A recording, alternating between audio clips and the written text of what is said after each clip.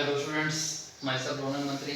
आज का हमारा टॉपिक है कि रेस्पिरेशन और रेस्पिरेटरी सिस्टम, कि भाई किस तरीके से बॉडी में ऑक्सीजन जाती है और किस तरीके से वहाँ पर से बाहर निकलती है, तो उसके बारे में हम पढ़ेंगे। इससे पहले वाला जो टॉपिक था हमारा डाइजेस्टिव सिस्टम था, डाइजेशन किस तरीके से होता था फूड का, वो भी हमने अच्छे तरीके से पढ़ा। तो आज हम नेक्स्ट टॉपिक स्टार्ट करने जा रहे हैं, जो क्या है रेस्पिरेशन और रेस्पिरेटरी सिस्टम। तो इसको स्टार्ट करने से पहले मैं आपको बता दूं रेस्पिरेशन और रेस्पिरेटरी सिस्टम होता क्या है।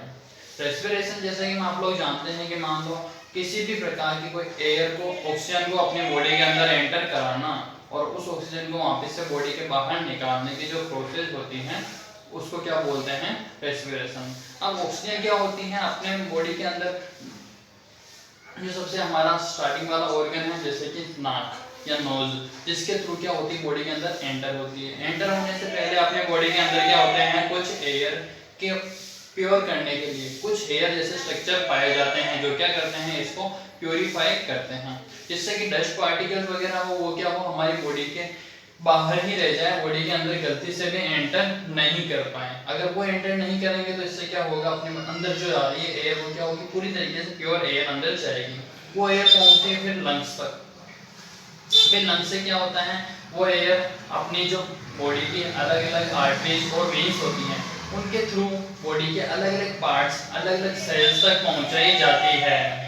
अलग अलग सेल्स तक पहुंचाई जाती है। उस सेल्स तक जरूरत क्यों होती है, सेल्स को क्या है किसी भी प्रकार का वर्क परफॉर्म करने के लिए एक किसी अमाउंट की एनर्जी की जरूरत होती है। वो एनर्जी इनको ऑक्सीजन से ही मिलती है। तो वो ऑक्सीजन को पहुंचाने का काम कौन कर रहे हैं, अपनी बॉडी के अंदर जो ब्लड पाया जाता है, ब्लड के अंदर जो हीमोग्लोबिन पाया जाता है, वही हीमोग्लोबिन क्या करता है, उसको बॉडी के अलग अलग सेल्स तक पहुंचा रहा है।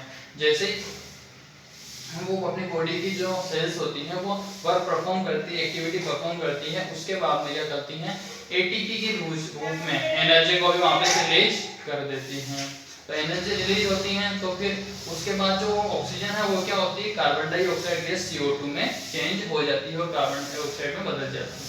अब CO2 अंदर तो रह नहीं सकती क्योंकि CO2 क्या होती है, अपने लिए हार्मफुल होती है।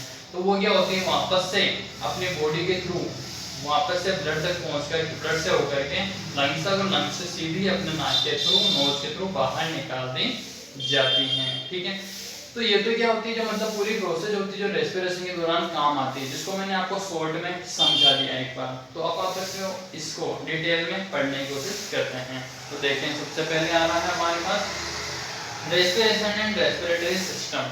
तो रेस्पिरेशन एंड रेस्पिरेटरी सिस्टम में हमारे पास फर्स्ट आ गया टॉपिक रेस्पिरेशन। अब रेस्पिरेशन में हमारे पास देखिए क्या है, cells require energy to accomplish their various process, cell oxidize by nutritive element O2। यानी कि क्या है, सेल्स को अलग अलग वर्क परफॉर्म करने के लिए एक कुछ फिक्स मात्रा में एनर्जी की जरूरत होती है जो उनको न्यूट्रिटिव एलिमेंट O2 के थ्रू प्राप्त होती है। For energy, as a result, ATPs are formed and harmful CO2 is released। और रिजल्ट के दौरान क्या होती है, ATP बनती हैं और हार्मफुल गैस CO2 रिलीज होती है। Blood transport O2 to various organ, जो ब्लड होता है ऑक्सीजन को अलग अलग पार्ट तक पहुंचाता है and send CO2 into atmosphere. Atmosphere में CO2 को वापस से भेजने का काम करता है, जिससे कि CO2 की मात्रा अपनी बॉडी के अंदर और ऑक्सीजन की मात्रा अपनी बॉडी के अंदर मतलब जो जितनी लिमिटेड चाहिए उतनी बनी रहे। This process is known as respiration. इस प्रोसेस को अपन जानते हैं रेस्पिरेशन के नाम से। ठीक है, तो ये हो गई हमारी रेस्पिरेशन की डिफाइन। इसके बाद आता है human respiratory system. Human respiratory system क्या होता है, जो मतलब अपनी बॉडी के अंदर किस तरीके से परफॉर्म कर रहा है रेस्पिरेशन का प्रोसेस, उसको समझाने के लिए।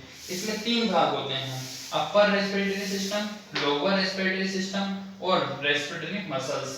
ठीक है, तो सबसे पहले अपन आज डिस्कस करेंगे अपर रेस्पिरेटरी सिस्टम के बारे में। अपर रेस्पिरेटरी सिस्टम में हमारे पास सबसे पहले आता है हमारा नोज, जिसके थ्रू क्या होती है, ऑक्सीजन अंदर जाती है और जो हेयर जैसे स्ट्रक्चर पाए जाते हैं उनसे प्योरीफाई होती हैं और आगे तक पहुंचने का काम होता है। ठीक है, तो पढ़ते हैं। It is in the form of a large cavity which is divided into two parts by thin bone and membrane।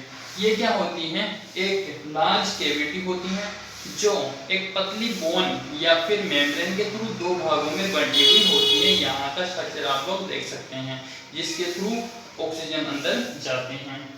The fine hair found in the nasal cavity purify the air by removing dust parts.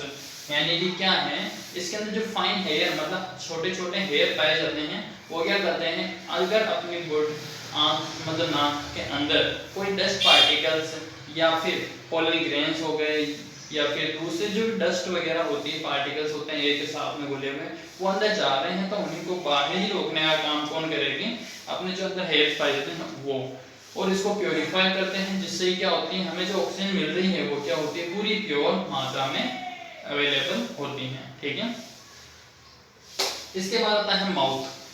Mouth क्या एक secondary organ के रूप में काम कर रहा है respiratory system के। मान लो अपने नाक में कोई प्रॉब्लम होती है, जैसे सर्दी जुकाम के टाइम अपना नाक कम करना बंद कर देते हैं, तो उस समय क्या करते हैं, अपन मुंह से सांस लेते हैं।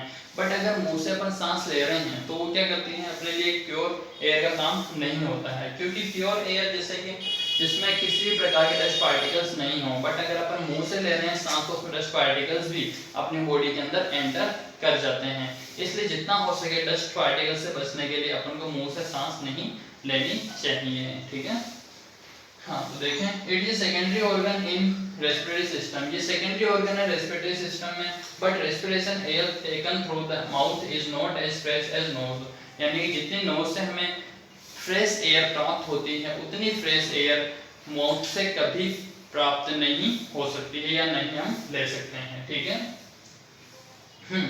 फिर आता है हमारे पास अगला भाग आता है फेरिंग्स। फेरिंग्स क्या है, it is at a upper part of alimentary canal. Alimentary canal के ऊपर वाले भाग में पाया जाता है। Pharynx is divided into 3 parts. इसको 3 भागों में बांटा गया है, नेसोफेरिंक्स, ओरोफेरिंक्स और लैरिंगोफेरिंक्स। 3 भाग हो गए इसके, कौन कौन से, नेसोफेरिंक्स, ओरोफेरिंक्स और लैरिंगोफेरिंक्स। ठीक है, फिर air enters from the nasal cavity to ओरोफेरिंक्स। Air क्या होती है, सबसे पहले नसल कैविटी में एंटर होती है। अब नसल कैविटी कहाँ पाई जाती है, नेसोफेरिंक्स में पाई जाती है। नेसोफेरिंक्स की नसल कैविटी में एयर एंटर हुई, फिर जाएगी ओरोफेरिंक्स में, फिर लैरिंगोफेरिंक्स में। ठीक है, ये तो बात हुई लैरिंगोफेरिंक्स यानी कि फेरिंक्स तक। फिर इसके बाद आता है हमारे पास लैरिंक्स।